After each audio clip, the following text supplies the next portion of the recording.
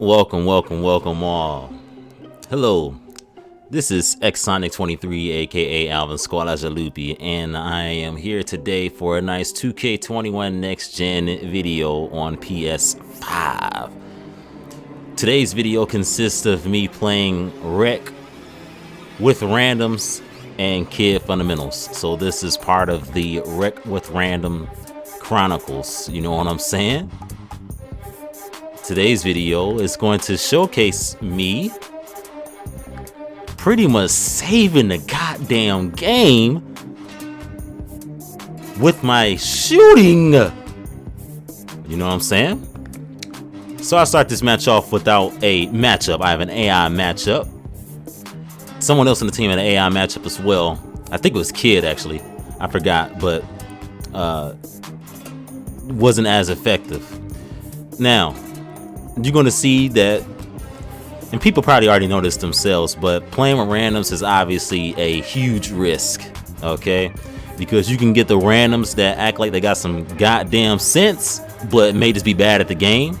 You may get randoms that have no sense and are bad at the game.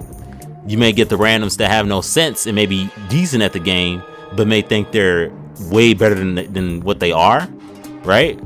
Or are so used to the nonsense that occurs in the park that y'all doing the same nonsense in the rec, and it don't work out the same way. It gets real nasty, and it could be very exhausting sometimes watching some of the activities.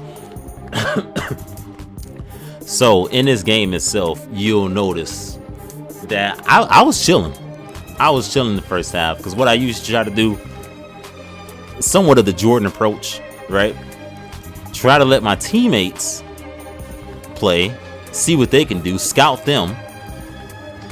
That way I don't know who can do what, and also to kind of alleviate the pressure, because sometimes some of these randoms, they are so ball hungry that if you don't feed them the ball so that they can do something, even though they won't do anything, they'll start to throw the game and start getting violations, stop checking their matchup, throwing temper tantrums and all that other bullshit, just because they ain't touched the ball a few times, or because they ain't take 2 shots, and it's like, relax. And so, you know, I try to play the quintessential role as the point guard, pass the ball around, be a playmaker, and then get going my way if necessary. So you'll see some situations like here, wide the fuck open, man didn't even see me, so much so that I was discouraged and just stood still because I was in disbelief. And here you see I get a nice little steal there and set up that guy for a shot or something, but for some reason he stopped and tried to pop a 3 and missed because of the contest. So again, no sense, right? Things like that. But for a while I ain't really do anything. At this point we're already down 20-8. It's looking nasty. These guys throwing bad passes. They don't know what the hell's going on. They're being stupid. They're not playing good defense. It's like, what the hell's going on, right? 23-8 at this point. I should have probably dashboarded, right? But I could somewhat tell that the guys we were going against weren't good enough that I would believe I should just dashboard immediately. I thought that there was still a chance. I mean, after all, I've won rec games with all AI, even though the AI, just having one AI on your team puts you at a huge disadvantage immediately, especially if the person that the AI is supposed to be checking is able to consistently green shots. Because the AI gives you just enough space that if you shoot and green it, it's going in. And if you can do that consistently, it's basically GG's to the opposing team. Speaking of which, one key that people need to understand about abusing the AI with their lack of defense on the perimeter, somewhat, because they play just enough defense to either give you a mostly open shot or it's like 20-some-odd% coverage. But it's just enough that you can still get the green window consistently for the most part, right? If you know what you're doing. With that being said, a PSA for anyone out there that plays rec. If someone on your team has an AI matchup and you know that they are mostly consistent with shooting greens, especially from the 3-point line, right? The key is to stay the hell out their way. Don't try to set screens. Don't do all that nonsense. Move the fuck out the way. Your screen is only going to work if you actually have a solid screen to the point where the AI cannot move, because once you try setting a screen or you do anything to where it kind of disrupts the AI's behavior, one, if you have a human matchup on your end already, you're just bringing your matchup to that person in the first place. So now they aren't going to be as open. And it's very possible that you being there disrupts the AI's behavior, and now they push up and actually contest the shot more greatly than what they normally would. So that's an issue. And for some reason, people still don't get that. I don't understand. It's a little wild out here. But anyway, we keep on going. Now you see I hit my first shot, right? I set up for a second shot, and look, it's another green. That's all you got to do. Give them space. When they're at the hash, this one I ain't green, but I still made it. When they're at the hash, sometimes you can catch it and shoot it right away. But to be safe, I mostly try to do a pass fake, and then maybe like a jab step and whatnot to make sure that I'm actually clear to take a damn shot. But as you can see, me doing this all of a sudden started to get us very close into the game, because we were getting blown out. And they, like I said, they weren't really that great. They kept taking dumbass shots and missing open shots. It was just one guy that was pretty much hitting the shots, and there was that guy there, young Matt. So now we're only down one because of their mishaps, while I started to hit my threes once I, stopped believing in the randoms as much. But yeah, it's very important to give your shooters space when they have the AI on them, and then they can just pretty much pick them apart. Right? Very important. Now, if the person is not at the hash and they're at the corner, I think from what I see other people do, basically you have to catch the ball and shoot it almost right away, so that the AI possibly doesn't have enough time to react. Now, if they're already on you, sometimes it's not going to matter, and it's going to still be pretty contested. So it's a much more risky shot than it is shooting the hash shot against the AI, because obviously the corner is a little bit more congested, and so the AI is like already right there in your face. Whereas the hash, they tend to kind of sag off a little bit, because in their eyes, I'm assuming, the AI is programmed to think that maybe that's, a quote-unquote bad shot. So yeah, you see dumbass shit like this. Like, what are you doing?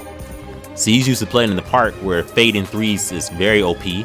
And it can be in a rec as well. It's just obviously it's not as much space. So, you don't see too many people doing it. But I have seen it done in the rec. Right? But again, give the person space so they can shoot, get their green. Look at that, 8% covered. You see what I'm saying? It's all about spacing. It's all about knowing what you have to do. At this point now, we have the lead as I continue to hit my greens. Look at this guy, wide open in the corner. He bricked, which he was doing a lot during the game. He had a lot of wide open jumpers in the corner and was missing that a lot for some reason. So definitely didn't win thanks to him, I'll tell you that much. And this guy here goes to drive. Kid does some dribble moves. He sees the guys going back and forth checking him. I'm by myself, enough space, open, splash. Now it says wide open. So you see the coverage is like, is varying a lot. It's just going from one thing to another because the AI sags off. And as the great Chris Smooth once said, if you sag off, your swag's off. What are you doing? At this point now, we basically got the game won. And you can see the black team is starting to unravel because they probably thought that they had things in the bag when they were up 20-8, and they realized how stupid a lot of these people were on this team.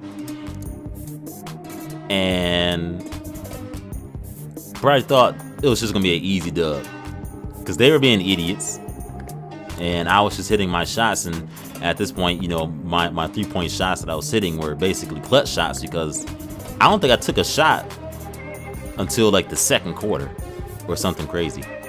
So it was pretty wild. There's an oopsie there. Tried to get a nice bounce pass through the coverage, but didn't work out as I had planned. This guy's wide open in the corner. He misses, lets down his team. Time is waning down, right? It didn't really matter though. The game's over at this point. And this is the dagger right here. This guy takes that awful shot, and it goes in, even though it's covered and white. I flop as a result. And very unfortunate for the black team, honestly. Very unfortunate. I will say that the shooting guard assisted with his points, albeit some of it was nasty for sure. But at the end of the day, from what I could see based on how the game was, had I not greened those threes and taken advantage of AI like you're supposed to, once your team, is not able to score, we would have definitely lost this game. And so again, whenever you have the AI on you and you're a consistent shooter, try to take advantage of that. It's very important. And it's been that way 2K19, 2K20, and once again, it's the same deal. Peace and blessings to all. And hope you all enjoy the Super Bowl this upcoming Sunday. We going crazy. It's spooky out here. Never forget that I'm nasty when it comes to this 2K stuff. I'm kind of nasty.